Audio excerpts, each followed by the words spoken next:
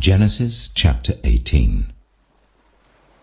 The Lord appeared to Abraham near the great trees of Mamre, while he was sitting at the entrance to his tent in the heat of the day.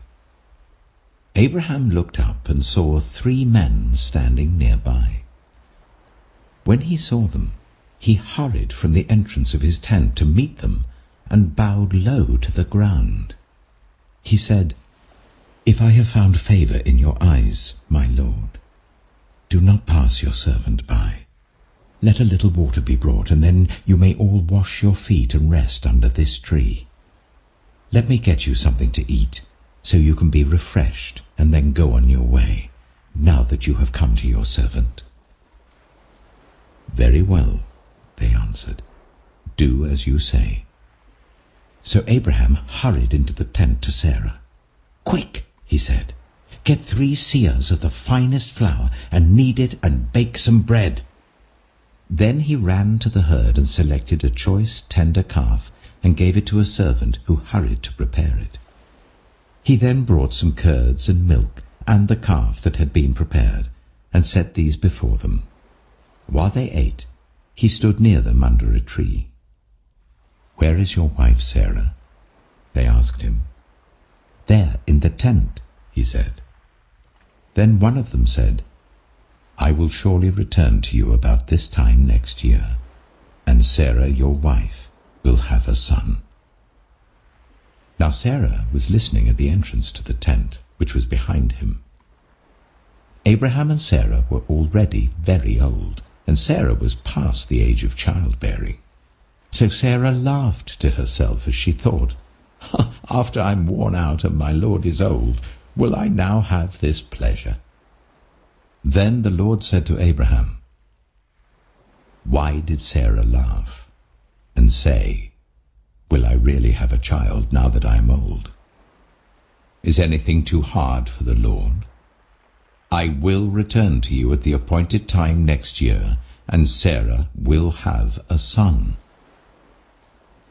Sarah was afraid, so she lied and said, "I did not laugh." But he said, "Yes, you did laugh."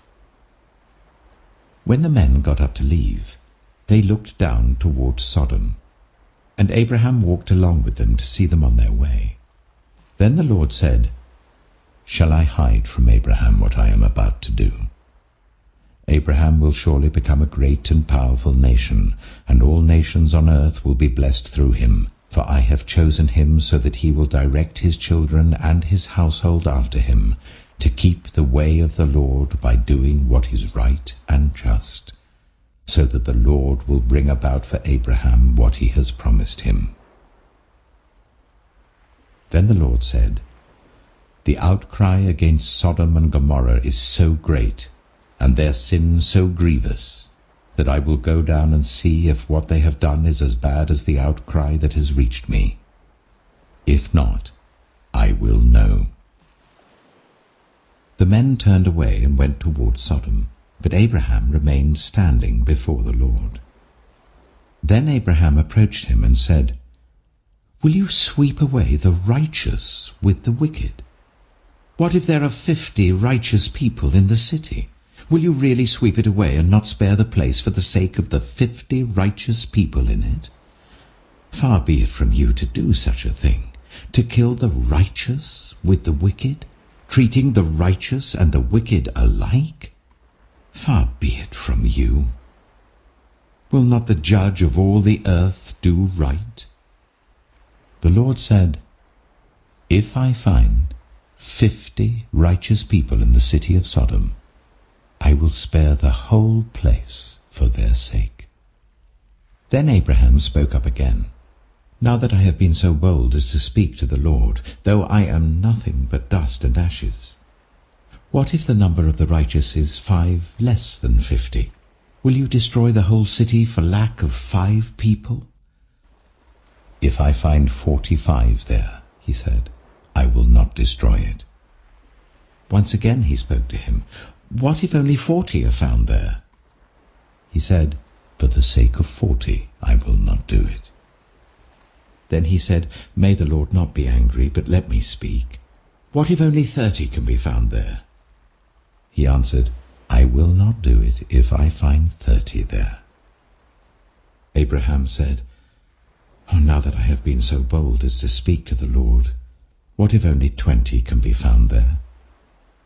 He said, For the sake of 20, I will not destroy it. Then he said, May the Lord not be angry, but let me speak just once more. What if only 10 can be found there? He answered, For the sake of 10, I will not destroy it. When the Lord had finished speaking with Abraham, he left, and Abraham returned home. Matthew chapter 17. After 6 days, Jesus took with him Peter, James, and John, the brother of James, and led them up a high mountain by themselves. There he was transfigured before them. His face shone like the sun, and his clothes became as white as the light. Just then there appeared before them Moses and Elijah talking with Jesus. Peter said to Jesus, Lord, it is good for us to be here. If you wish, I will put up 3 shelters, one for you, one for Moses, and one for Elijah. While he was still speaking, a bright cloud covered them, and a voice from the cloud said, This is my Son whom I love. With him I am well pleased. Listen to him. When the disciples heard this, they fell face down to the ground, terrified. But Jesus came and touched them. Get up, he said. Don't be afraid. When they looked up, they saw no one except Jesus. As they were coming down the mountain, Jesus instructed them, Don't tell anyone what you have seen until the Son of Man has been raised from the dead. The disciples asked him, Why then do the teachers of the law say that Elijah must come first? Jesus replied, To be sure, Elijah comes and will restore all things. But I tell you, Elijah has already come, and they did not recognize him, but have done to him everything they wished. In the same way, the Son of Man is going to suffer at their hands. Then the disciples understood that he was talking to them about John the Baptist. When they came to the crowd, a man approached Jesus and knelt before him. Lord, have mercy on my son, he said. He has seizures and is suffering greatly. He often falls into the fire or into the water. I brought him to your disciples, but they could not heal him. You unbelieving and perverse generation, Jesus replied. How long shall I stay with you? How long shall I put up with you? Bring the boy here to me. Jesus rebuked the demon, and it came out of the boy, and he was healed at that moment. Then the disciples came to Jesus in private and asked, Why couldn't we drive it out? He replied, Because you have so little faith. Truly I tell you, if you have faith as small as a mustard seed, you could say to this mountain, Move from here to there, and it will move. Nothing will be impossible for you. When they came together in Galilee, he said to them, The Son of Man is going to be delivered into the hands of men. They will kill him, and on the 3rd day he will be raised to life. And the disciples were filled with grief. After Jesus and his disciples arrived at Capernaum, the collectors of the 2 drachma temple tax came to Peter and asked, Doesn't your teacher pay the temple tax? Yes, he does, he replied. When Peter came into the house, Jesus was the first to speak. What do you think, Simon? He asked.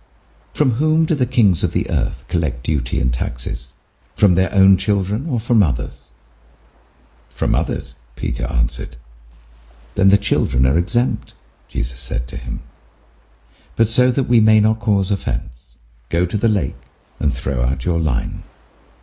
Take the first fish you catch, open its mouth, and you will find a 4 drachma coin.